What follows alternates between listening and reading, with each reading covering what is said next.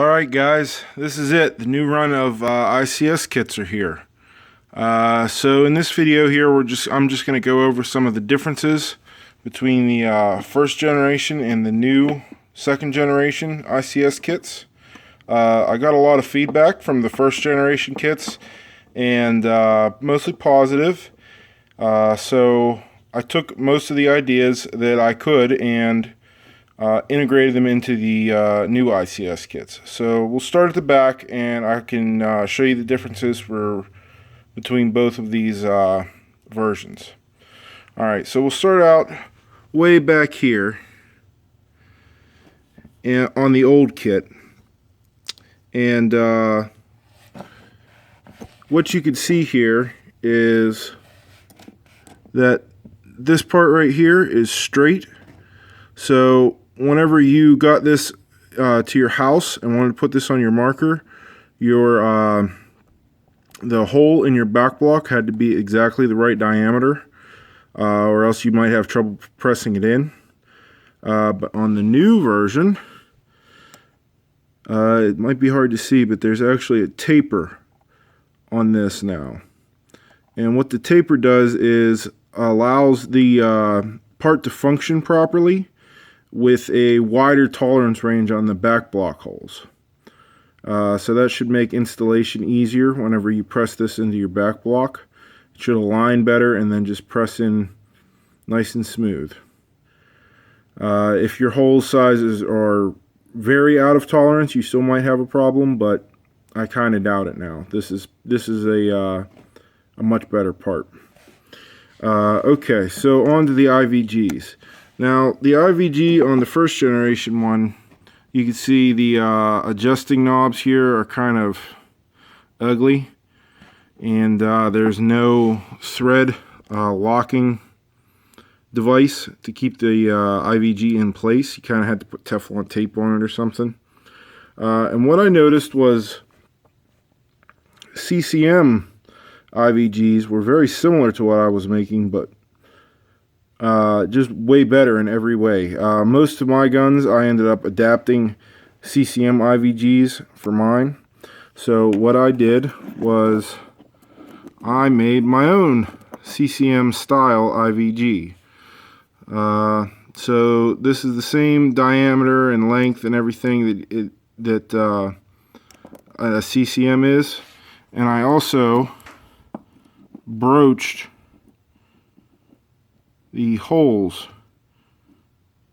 in here, so they will take an 1/8 inch Allen key, very similar to the CCM ones, but they are not interchangeable because I had to change the diameter of the hole through the center. You can also see I added a O-ring here in the middle, so that whenever you put the IVG where you want it, it'll stay there. Alright, next thing. This rod right down in here is a turned piece of tool steel, and it actually can rust. And the other thing is it's very difficult to turn and end up with a nice finish. You can probably see, you know, that finish there isn't that great. You can kind of hear it gritty grinding. But that's what I had to do the first time I made these. I didn't have my CNC lathe to be able to do anything better. On the new version, we changed the size of the rod slightly to a 5mm rod, and you could see it way back in here. This rod is now threaded. So if you take it out and look at it, it looks more like this.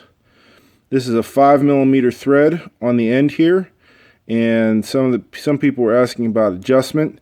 Now there is a little bit of adjustability in there. And starting with TGP polished rod, this is a very nice finish, and it is 304 stainless steel now rather than tool steel, so it won't rust.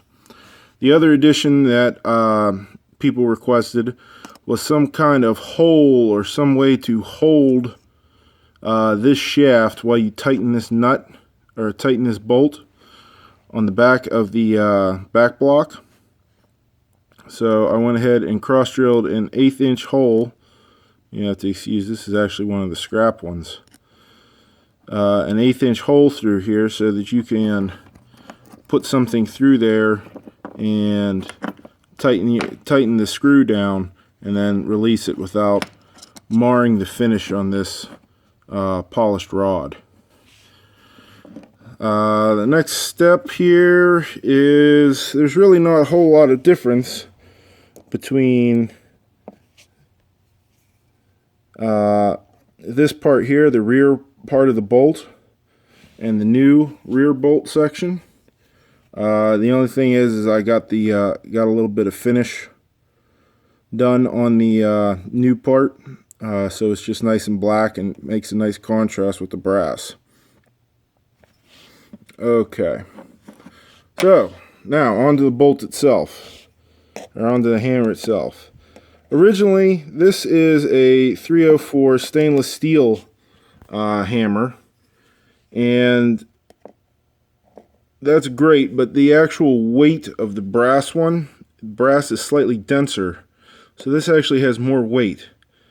So you're going to have a little bit more force opening your valve, plus it's brass. It's going to wear in, it's going to look better as time goes on, rather where this one here is going to start to look worse. Both of them have, again, anti-rotation nuts. These little screws here keep the lug from twisting or moving later. And last but not least, this is going to be a little bit tough to see. Let's see. You can see on this one here, it's a set screw, a hardened set screw with an angle. Whoop, come back. With an angle and then just a straight, and that's okay. But I actually wanted that to be a radius. But when I did this the first time, again, I didn't have the CNC machines. So that was basically the best I could do on any kind of production. But now that I had the CNC, these are, as you can see, nice and round and polished. And this one here is stainless steel, 17.4 pH. So this is a hardened stainless. And again, it's just a little bit better. You see it's nice and polished looking, and that's actually because it's hardened. When it comes out of the lathe that way, I hard turn these and get that kind of finish on it. So those are all little differences for the new set of ICS kits, and you are going to see these on the store, and I'll put a link in the description to the store page. And right now I don't have too many built, but all the components are done, and I just need to assemble them. So you'll see that stock going up for a couple of days here. Alright guys, if you're interested, like I said, check out that link below, and yeah, these will be on the store, ready to go, ready to purchase. Alright guys, thanks for watching.